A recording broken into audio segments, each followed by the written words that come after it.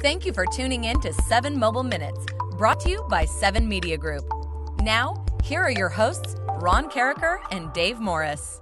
Welcome to another edition of 7 Mobile Minutes. I'm Dave Morris alongside Ron Cariker. And last week, Ron, we came to the audience in episode 1 from Chicago. This is a little bit more what it'll look like every week from Oklahoma City.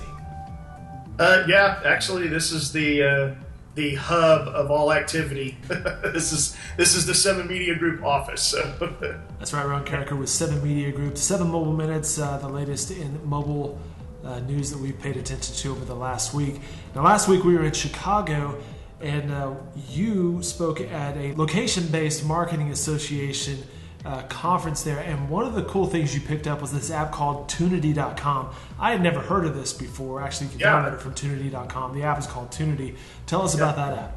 Yeah, I hadn't heard of it either. And, you know, that night before when you arrived into town and I was waiting there, we were all getting together. The speakers were getting together. And so one of the icebreakers was to tell what your favorite app was that you were currently using. I've used Waze a lot. That's my favorite one right now. I saw something this week about the growth of Waze as far as mapping and location type thing. It was by far the industry leader right now.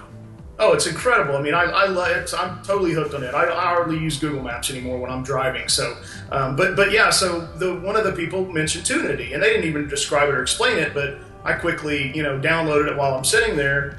After I load it, and then we didn't use it that night. We obviously went to the Cubs game, went to the ball game, so we didn't need to have, this app. But so what it is essentially is that when you're in a loud bar, or pretty much any bar these days, sports bar, there's no audio turned on. Most of the TVs are on mute, or they'll have one game playing the audio throughout the entire bar. So what this app does is you hold the app up to the TV screen in which you want the audio from. Then it will sync up, and it does kind of like a Shazam, like it reads the broadcast, and then it taps into the audio portion of that broadcast and plays it through your phone streaming. And I was blown away. I mean, so... My mind is blown just thinking about this, because I can understand Shazam waveforms, and it does some sort of search to find out what the song is, or even a commercial. When I think the Navy uses Shazam to load up different websites for you. But Tunity is altogether different. It's using your camera and the visual. Yep. And what's incredible about it is every time I've tried it so far, so like the next day after the conference was over, I'm sitting in a restaurant at brunch waiting for the OU football to come on. And so, they have 4 TVs going. And, where I'm talking to the other patrons and the bartender and this and that. You're buying around. Let's face it, you're buying around for the bar, right? Yeah, exactly. So, it's watching the Sooners play, and the bartender walks by and he says, he goes, what is that? He goes, you listen to the game? I said, yeah. So it immediately had an attraction. People around me were going, are you listening to the TV? So when I show it to them, it's so simple. I mean, but just that word of mouth, that organic growth of marketing when something's cool and it works, and every time I've done it since then, I did it in the airport, great place, nobody's got audio on at the bars at the airport, but I'm watching, PTI, and as you know, that's a very audible type show. You got to hear what they're saying. It's not highlights. So I turned 4 or 5 people on at the airport bar to it. So. It's just amazing. And it's also, again, one of those apps when you hear about it, you're like, yeah, that's a good idea. Something else we ran into was SMS. I saw an article today on NeimanLab.org about how a lot of websites, pretty much every website, you can share whatever article it is on Facebook, on Twitter, on whatever. This indicated that those two came in second and third, actually second and fourth, I believe. Email was number 3. To SMS, sharing articles as far as the effectiveness via SMS. That was interesting. Well, you mentioned, from the news standpoint or from content standpoint, there's a lot of sharing going on. I mean, that's very much encouraged by news organizations. They want as many people to read an article as possible. What I find interesting is, first of all, that was number 1. Because so much of my time is spent with, retail businesses, retailers, product sites, inventory, services, things like that. And I've been saying for a couple of years, there's a great opportunity there for when I'm looking at a product to share that via SMS. I don't even think that Amazon does that.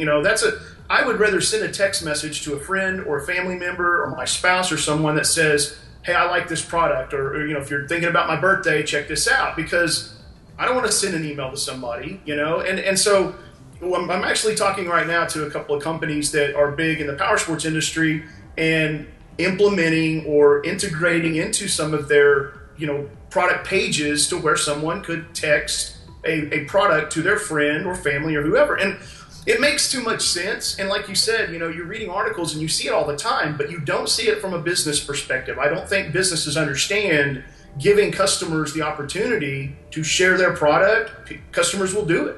They love to. Just like the Tunity thing or an application or anything like that.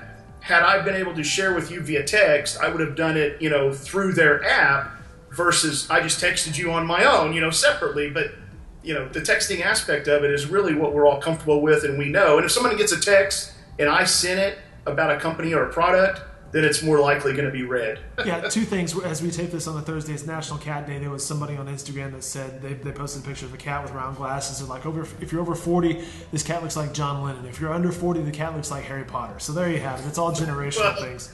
That's really sad. And one other thing in closing here, as we wrap up these 7 mobile minutes this week, I had another friend who was caught in a group text earlier this week, and he couldn't get out. 50 group texts went there. There's a T-shirt out there that says, "I've never been held hostage, but I have been in a group text." So there you have it, people. Don't abuse your texting privileges. Well, the best group text so far I've had this week was from you to myself and another person. The Jeter, the slump buster. You can't dismiss that Jason Giambi likes everybody to know that Jeter wore a golden thong. The slump buster. I got to remember that, in case anything ever goes downhill for 7 Media Group, I'm going to have to pull out the slump buster. Fewer details on that, the better. There you have it. Ron Cariker, Dave Morris here. 7 mobile minutes. We'll be back next week.